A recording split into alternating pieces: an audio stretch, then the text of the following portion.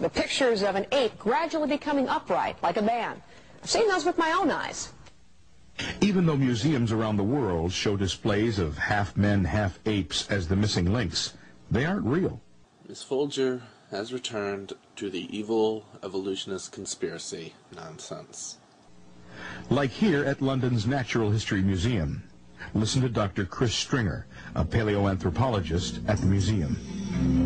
We think that humans separated from apes about 5 million years ago, although there is not fossil evidence of that period of separation.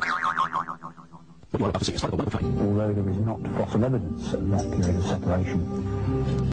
Brief lesson in divergence estimates for those unwilling to actually read the procedure for themselves. Yes, we mean the ICR. Divergence estimates utilize nucleotide sequence evolution. Fossils act as the calibration points, providing a maximum and minimum date for the divergence.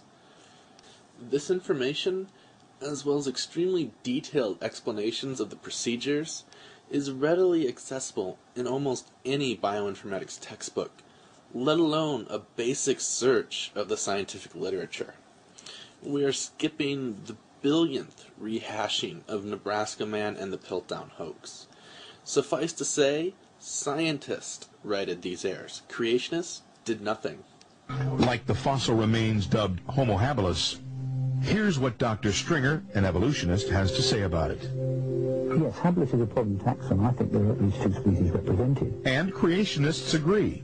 Homo habilis was made up of at least 2, if not more, different groups that do not belong together. It was an assemblage of several different types of animals put together and made into one. Specimen OH7 is the type specimen for Homo habilis. Type specimen means that it was the first found. The characteristics from it are the defining characteristics of the species.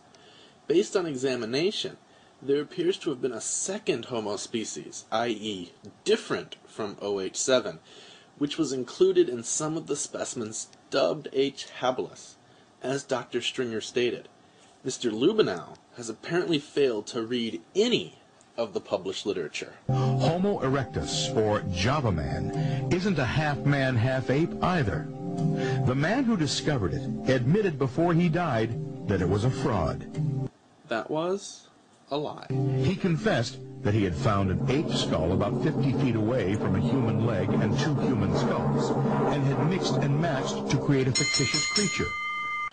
The only fraud here is the rampant dishonesty employed by the ICR. Dr. Eugene Du Bois found several human skulls in cave deposits. He found the H. erectus fossil in river deposits in a floodplain 65 miles from the other finds. The femur is from a modern human. The teeth belong to an orangutan. The skull cap belongs to H. erectus based on comparison with other finds which came later. Both creationists and evolutionists now admit Neanderthal man is a human. Much like H. erectus, H. neanderthalensis is an extinct hominid. Homo is the genus containing all human species. Scientists from Johns Hopkins University x-rayed the bones and found it was a human male stooped over from rickets or arthritis.